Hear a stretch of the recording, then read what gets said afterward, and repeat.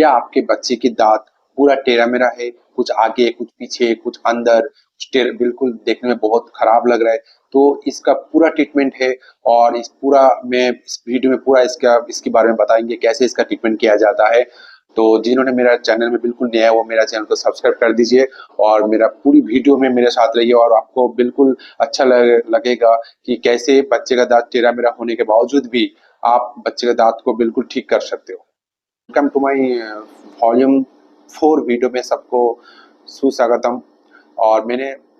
जो मेरे वॉल्यूम 3 में बताया था, जो दूध वाला दांत टाइम से नहीं निकलने की वजह से, जो दूध वाला दांत होता है वो अगर टाइम से नहीं निकलता है या डॉक्टर के पास जाकर आपने नहीं निकाला तो क्या प्रॉब्लम होता है। प्रॉब्लम ये होता है कि जो परमानेंट टीथ होता है, परमानेंट टीथ में क्या होता है कि वो फिर उसको जगह नहीं मिलता है, फिर कुछ दांत आगे निकल जाता है, कुछ बाहर निकल जाता है। किसी किसी केस में तो मैंने बताया पहले भी, किसी किसी केस में वो दांत निकलता ही नहीं है, ठीक है, क्योंकि उसके ऊपर दूध वाला दांत होता है। चलो फिर भी अगर 13 साल 14 साल तक पूरी दांत मुंह में जितना भी 28 टीथ होता है पूरा बाहर आ जाता है, ठीक है। तो इसके बाद भी फिर जिसका दांत टाइम से नहीं निकल पाया तो क्या होता है, पूरा टेढ़ा मेढ़ा हो जाता है, देखने बिल्कुल अच्छा नहीं लगता है। कुछ दांत आगे कुछ पीछे, ठीक है, जैसे इसमें आप देख सकते हो, ठीक है ना। जैसे इसमें कुछ इधर ऐसे दांत निकल चुका है। तो इस केस में आप क्या करोगे, ठीक है। इसका ट्रीटमेंट बिल्कुल है, जिसको हमारा मेडिकल टर्म जिसमें बोलता है ऑर्थो ट्रीटमेंट। डेंटल का जो ऑर्थो ट्रीटमेंट होता है, यानी जो टेढ़ा मेढ़ा दांत को बिल्कुल एक ही लाइन पे लेके आता है, ठीक है, बिल्कुल एक्यूरेट, जैसे ये दांत बिल्कुल सुंदर सा लग रहा है इस टाइप का पूरा लेके आएगा, ठीक है ना। तो इसका ट्रीटमेंट जो है, ट्रीटमेंट क्या करेंगे, ठीक है। पहली बात तो हम फिर जब डॉक्टर के पास जाएंगे, डॉक्टर उसको चेकअप करेगा कि मतलब क्या प्रॉब्लम क्या है। कुछ केस ऐसा होता है जो टेढ़ा मेढ़ा नहीं होता, उसके दांत बिल्कुल आगे आता है, बिल्कुल ऊपर का जो दांत है जिसका हम मैक्सिला बोलते हैं, तो ऊपर का जो दांत है बिल्कुल आगे, वो स्माइलिंग करेगा तो बाहर आके दिखेगा, ठीक है। और अच्छा बिल्कुल नहीं लगता है, ठीक है, वो बेचारा अच्छे से स्माइलिंग भी नहीं कर पाता है। और जो नीचे का दांत है वो पीछे, कुछ केस में उल्टा होता है, जो ऊपर का अंदर नीचे का बाहर, ठीक है। ऐसे केस में फिर उसका जो परमानेंट सॉल्यूशन है, उसमें मैंने उसका जो परमानेंट ट्रीटमेंट है, ऑर्थो ट्रीटमेंट, वो 1.5 से 2 साल तक रहता है। मोलर बैंड लगा के दांत को मतलब वायर से फिक्स करके धीरे धीरे धीरे फिर उसको पोजीशन चेंज करता है। इस केस में कभी कभी ऐसे केस में एक दो मतलब ऊपर का दो दांत है, नीचे का दो दांत, फर्स्ट प्रीमोलर जो होता है, जो ये वाला टीथ होता है, फर्स्ट प्रीमोलर टीथ, ये वाला जो टीथ होता है, इसको फिर निकालना पड़ता है, ठीक है। निकाल के, क्योंकि दांत को जब पीछे ले जाना होगा तो जगह नहीं होता है ना, तो फिर उस चीज को आप जब डॉक्टर के पास जाओगे, डॉक्टर बोलेगा आपका दो दांत निकालना पड़ेगा, तो उसमें डरने की बात नहीं है, क्योंकि दांत जो होता है बोन नहीं होता है ना, तो बिल्कुल फिक्स रहता है दांत, एक मोबाइलिटी रहता है इसमें, क्योंकि जो बोन है उसमें एक एक दांत ऐसे अंदर घुसा हुआ है, ठीक है। तो उसको अगर आप पुश करोगे तो पीछे जाएगा, वो जो फोर्स है उस फोर्स के थ्रू पीछे चला जाएगा, ठीक है ना। तो ऐसा जब डॉक्टर बोलेगा कि आपका दो दांत निकालना पड़ेगा, ऊपर का दो दांत निकालेंगे, नीचे का दो दांत निकल, आप सोचो मेरा अच्छा दांत क्यों निकालेगा, तो सिर्फ इसीलिए है क्योंकि थोड़ा जगह चाहिए उस दांत को, जो आपका जो आगे दांत निकल के आया है उस दांत को पीछे करने के लिए, ठीक है। और उसके बाद फिर पूरा ट्रीटमेंट कंप्लीट होने के बाद बिल्कुल आपका पूरा दांत अलाइंस में आ जाएगा, ठीक है। लेकिन सबसे इम्पोर्टेंट बात है कि ऐसा नहीं कि हर एक केस में हर एक पेशेंट को ऐसा मतलब वायर बैंड या ऐसा मतलब 1.5 साल 2 साल तक ट्रीटमेंट करने की जरूरत नहीं है। किसी किसी केस में सिर्फ एक टीथ, जैसा इस ए वाला केस में जैसे आप देख सकते हो, इस केस में क्या एक टीथ अंदर, ये जो टीथ है ये अंदर है, बाकी ये बाहर की तरफ दिख रहा है आपको। तो इस केस में क्या होता है, हम यहाँ पे एक स्क्रू लगा देते हैं, ठीक है ना, एक प्लेट के साथ, ऐसे एक प्लेट होता है, ठीक है, एक प्लेट के साथ इधर एक स्क्रू लगा देते हैं, जिसको जेड स्प्रिंग बोलते हैं, ठीक है। एक स्क्रू टाइप का रहेगा, आपको इसमें एक्सपेंड स्क्रू भी लगा सकते हैं, ठीक है। उसके बाद इस टीथ को धीरे धीरे पुश करेंगे और बाहर की तरफ आ जाएगा। इसमें मुश्किल से 1 साल के अंदर ये आपको धीरे धीरे धीरे करके हो जाता है। इसके बाद इसके लिए पूरा ट्रीटमेंट का जरूरत नहीं है, सिर्फ एक सिंगल सिंगल मतलब प्लेट में एक स्क्रू लगा के भी ये ट्रीटमेंट करा सकते हैं, जिसका एक आधा दांत, एक दांत या दो दांत थोड़ा सा अंदर की तरफ चला गया, उस केस में ऐसा वाला ट्रीटमेंट करेंगे। लेकिन जिसका बिल्कुल भी मतलब आगे पीछे दांत है, या पूरा बाहर है, उसके लिए तो जो परमानेंट ऑर्थो ट्रीटमेंट है वो करना पड़ेगा और उसके बाद आपका दांत बिल्कुल सुंदर अलायंस में आ जाएगा। लेकिन कभी-कभी क्या होता है, कुछ केस में क्या होता है, हम उससे पहले भी एक ट्रीटमेंट करना पड़ता है कि सपोज पेशेंट का मुंह छोटा है, मुंह बिल्कुल ऐसे ऐसे है, वी वी टाइप का है, ठीक है ना, ऐसे वी टाइप का है, तो उस केस में दांत को अगर आपको खींचना है तो जगह नहीं मिल पाती, फिर डॉक्टर आपको बोलेगा ठीक है, इस पहले आप आपका मुंह को हम मतलब बड़ा करेंगे, ठीक है, तो मुंह को बड़ा भी कर सकते हैं, क्योंकि जो हमारा ऊपर का मैक्सिला है, मैक्सिला में क्या होता है, एक अंदर का एक दोनों फिक्सिंग जो लाइन होता है दोनों मैक्सिला का, अगर डिवाइड करोगे तो इस टाइप का जो होता है राउंडेड टाइप का, जैसे ये है ना, इसको क्या करेंगे, तो एक पेशेंट का मुंह में एक प्लेट बनाएंगे और प्लेट के अंदर यहाँ पे आप देख सकते हो एक्सपेंस करेंगे, मतलब बड़ा करेंगे, ठीक है ना, एक्सपेंस करके इसको खोलेंगे, मुंह को पहले से खोलेंगे, धीरे धीरे धीरे आप हर 15 दिन में, 1 महीने में डॉक्टर आपको अपॉइंटमेंट देगा, उस डेट पे आपको जाना है और इस अंदर जो एक हमने यहाँ पे जो स्क्रू टाइप का है या वायर को बैन करके रखा हुआ है, इसको खोल के मुंह को धीरे धीरे प्रेशर डालेंगे और मुंह फिर खोलते रहेगा। जब उसका एक्यूरेट अलायंस आ जाएगा, उसके बाद फिर उसका नेक्स्ट जो ट्रीटमेंट है वो शुरू करेगा, ठीक है ना। तो हमने मतलब इस ऐसा नहीं कि आप हर एक केस में आपको बिल्कुल कॉस्टली ट्रीटमेंट का जरूरत पड़ेगा, ऐसा कुछ नहीं है। अगर आपको एक आधा दांत टेढ़ा मेढ़ा है तो उस केस में आपको सिर्फ ऐसे एक अप्लायंस देके एक उस दांत को से पीछे पुश करके, एक जेड स्प्रिंग देके पीछे पुश करके उस दांत को अलायंस में लेके आ सकते हैं, फिर आप बिल्कुल अच्छे से सुंदर जैसे लगोगे, ठीक है ना। और एक बात बताना, ये जो ट्रीटमेंट का शेड्यूल है, ये कौन सा टाइम पे इस ट्रीटमेंट बिल्कुल एक्यूरेट टाइम क्या होता है, क्योंकि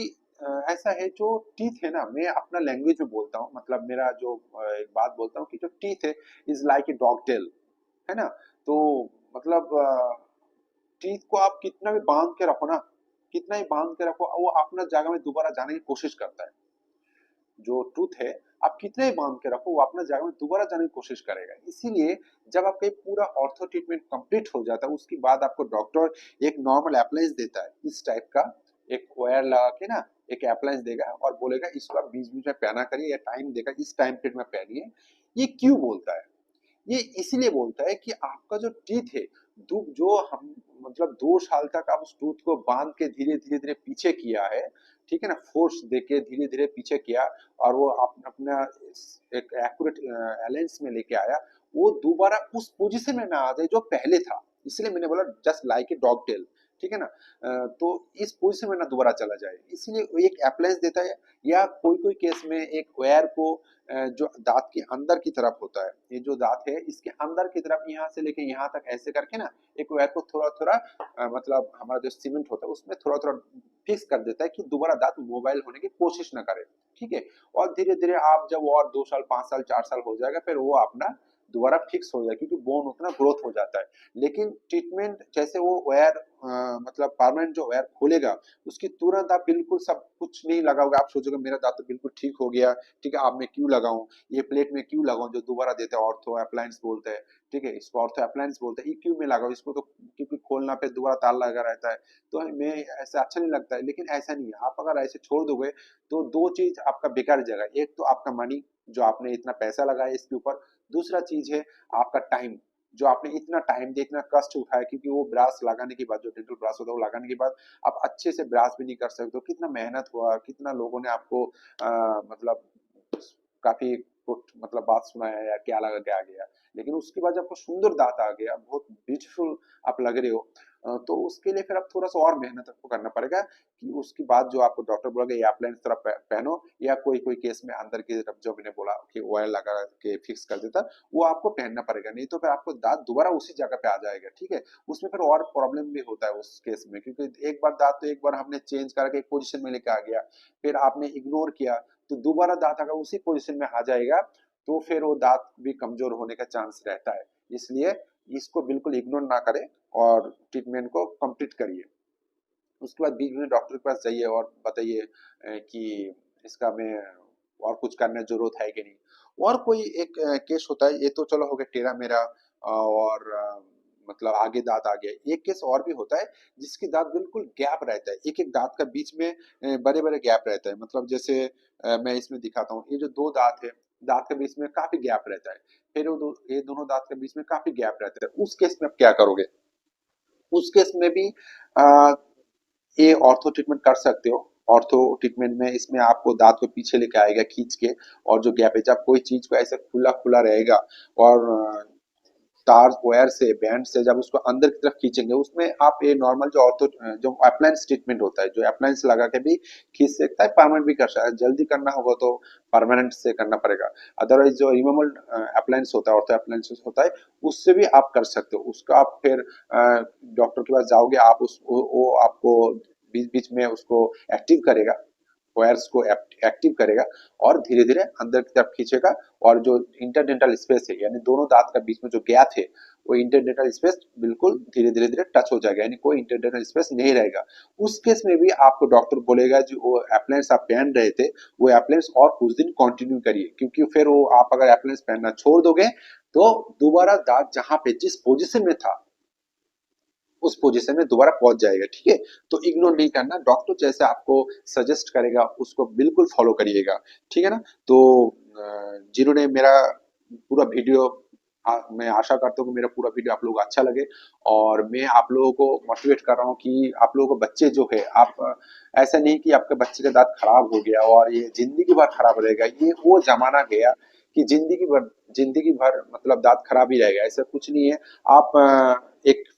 फिल्म स्टार है, उनके नाम नहीं बताऊंगा मैं, आपने देखा होगा कि वो जो पहले फिल्म करते थे, ठीक है ना, जैसे वो पहले फिल्म करते थे उस टाइम उनके दांत बिल्कुल खराब थे, आगे पीछे मतलब अच्छा नहीं लगते थे, जब हंसते थे तो अच्छा नहीं लगते थे। लेकिन आज के टाइम पे वही सेम फिल्म स्टार आज के टाइम पे मूवी कर रहा है, लेकिन उनके दांत बिल्कुल सुंदर है। ये कैसे हो गया? ये ऐसे ही हुआ, ये ट्रीटमेंट करके उन्होंने अपना दांत को बिल्कुल अलायंस में लिया के सुंदर बना लिया। ठीक है ना। और बच्चे को मोटिवेट करिए कि चलो कोई बात नहीं, दांत अगर टेढ़ा मेढ़ा हो गया तो इसका ट्रीटमेंट करके आप दांत को बिल्कुल ठीक करेंगे। और यार, जब मैं बोलता हूँ कि आप सपोज किसी इंटरव्यू में जा रहे हो या कोई भी कहीं पे भी आप जा रहे हो, है ना, तो आपका जो फर्स्ट इंप्रेशन होता है, आप फर्स्ट इंप्रेशन में क्या करते हो? बात करते हो ना।